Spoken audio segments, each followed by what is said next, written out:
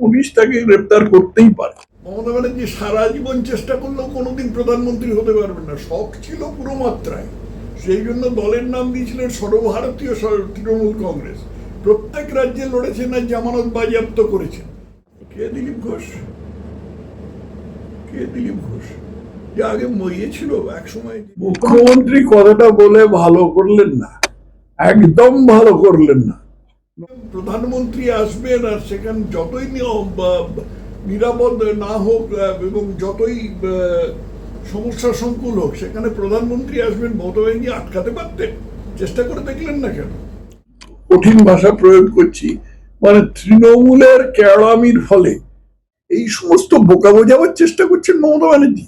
মানুষকে কি এত বোকা বাজেন? ভাবেন, মামাটি মানুষের সাথে বোকাটা জুড়ে দিন না কেন?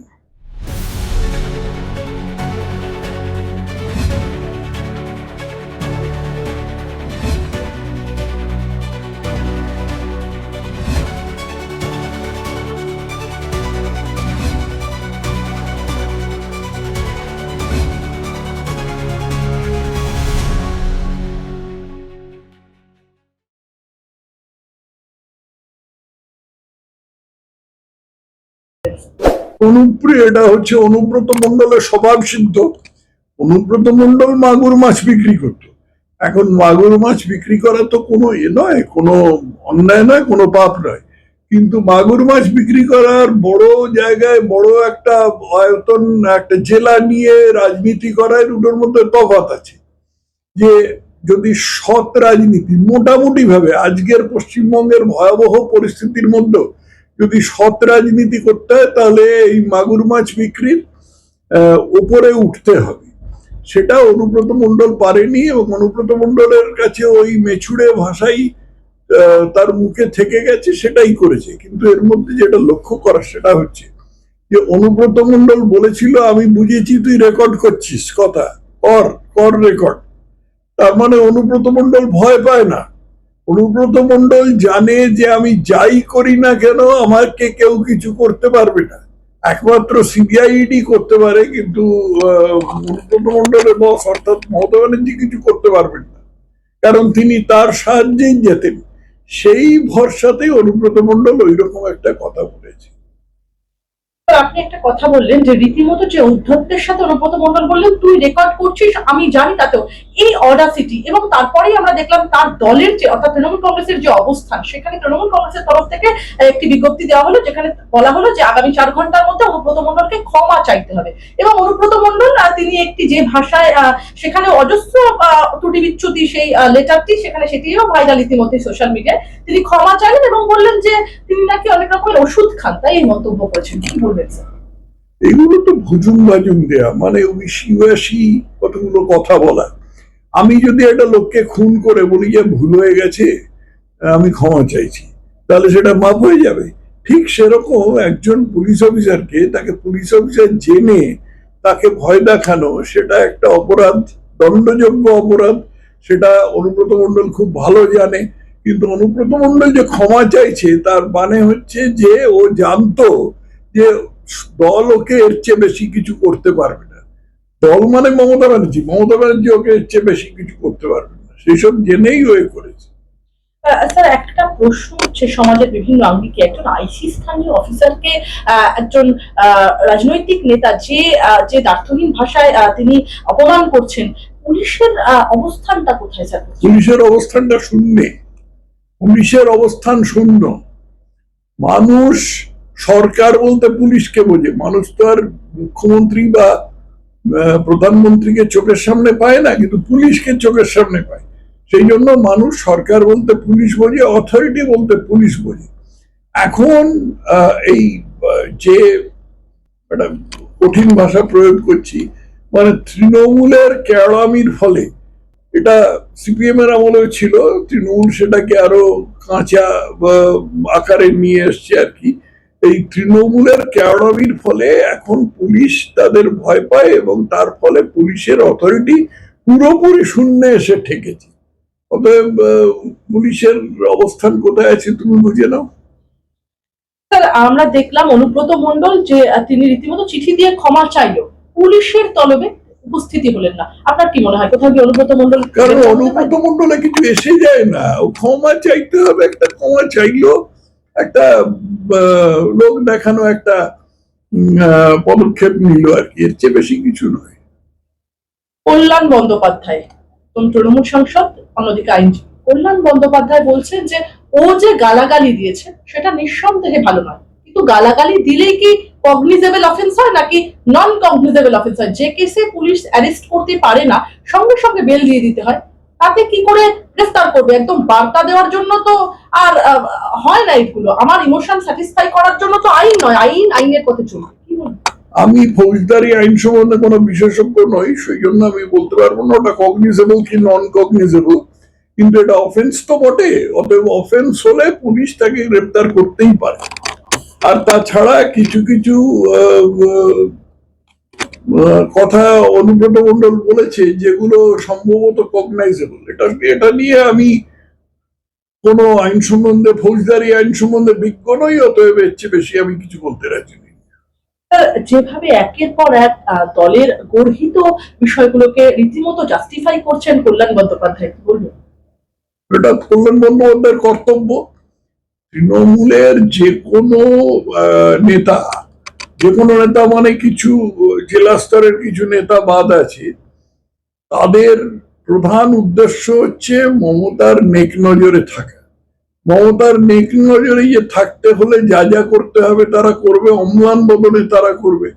ঠিক সেই রকম কিছু নেতা আছে, যেমন আমি আজকে একটা এক্সান্টলি কমেন্টে বলেছি যে এই অনুব্রত মণ্ডল কিংবা হুমায়ুন কবির কিংবা ফিরাদ হাকিম তারা যা খুশি বলুক, মমতা তাদের কিছু করতে পারবেন না, কারণ মমতা তাদের ভোটেই যেতেন, তাদের সাহায্যেই ভোটেই যেতেন।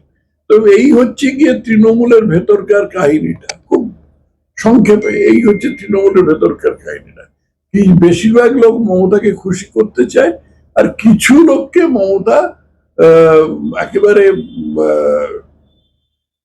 অত্যাবশ্যক বলে মনে করেন, তাদের ছাড়া উনি চালাতেই পারবেন না, অতএব তাদেরকে উনি কিছু করতেও পারবেন না। সাম্প্রতিককালে একদম আলিপুরদুয়ারে এসেছিলেন প্রধানমন্ত্রী নরেন্দ্র মোদী এবং সেখান থেকে 26-এর নির্বাচনের সুর কার্যত তিনি বেঁধে দিলেন।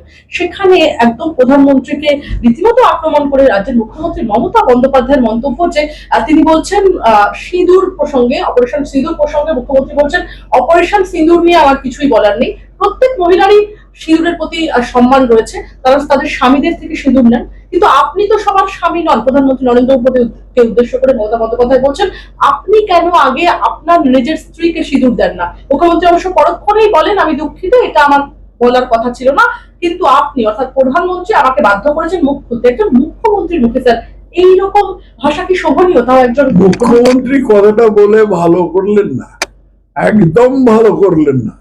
নরেন্দ্র মোদীকে ব্যক্তিগত পর্যায়ে শত্রু বানানো খুব বুদ্ধিমতির কাজ হলো না। শেষ পর্যন্ত হয়তো উনি দিল্লি যাবেন এবং সেখানে নিভৃতে এতে গিয়ে নরেন্দ্র মোদীর পা জড়িয়ে ধরবেন, ধরে বলবেন যে আমি যা রাগের মাথায় বলে ফেলেছি আমাকে ক্ষমা করে দিন। তারপরে কি হবে আমি জানি না, নরেন্দ্র মোদী ক্ষমা করবেন কিনা জানি না, কিন্তু নরেন্দ্র মোদী খুব একটা ক্ষমাশীল লোক সেদিক দিয়ে নন।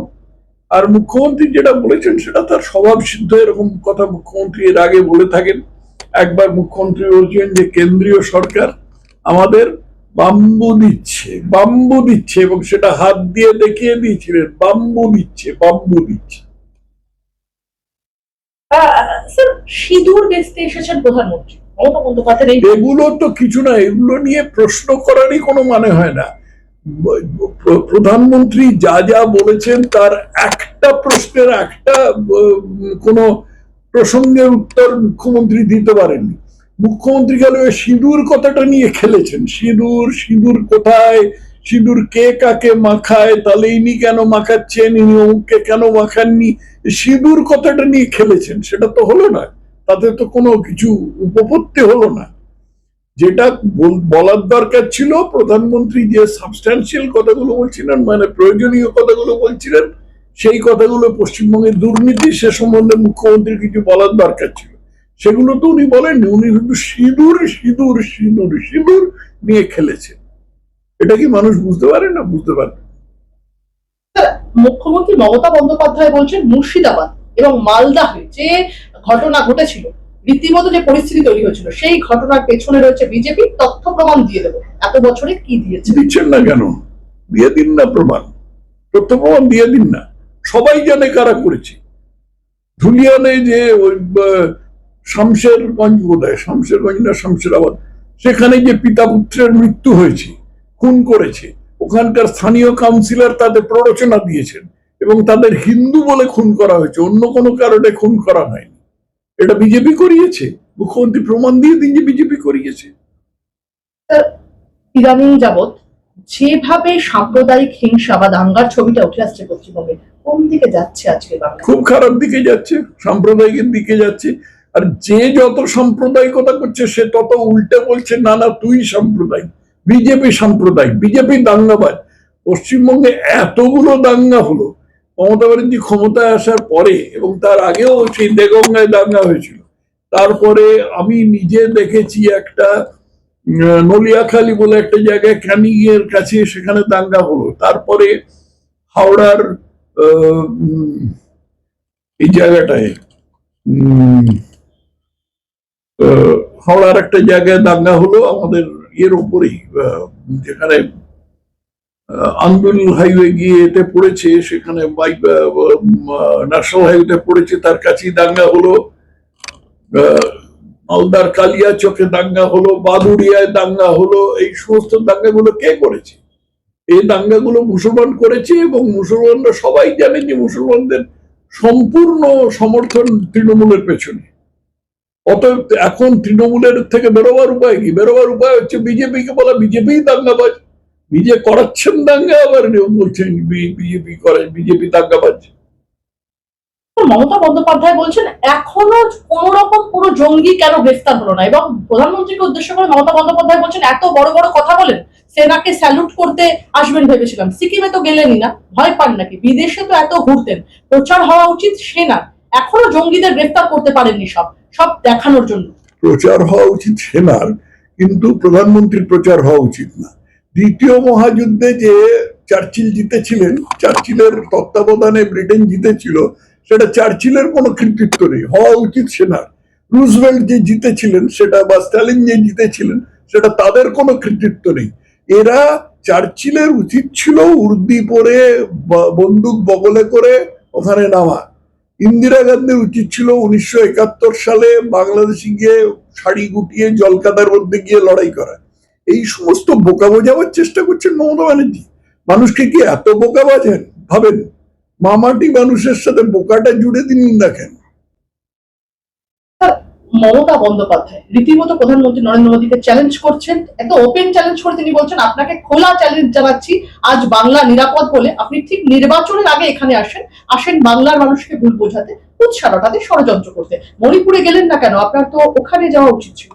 রাজনৈতিক কারণে গেলেন না, অবভিয়াসলি পরিষ্কার একেবারে রাজনৈতিক কারণে গেলেন না।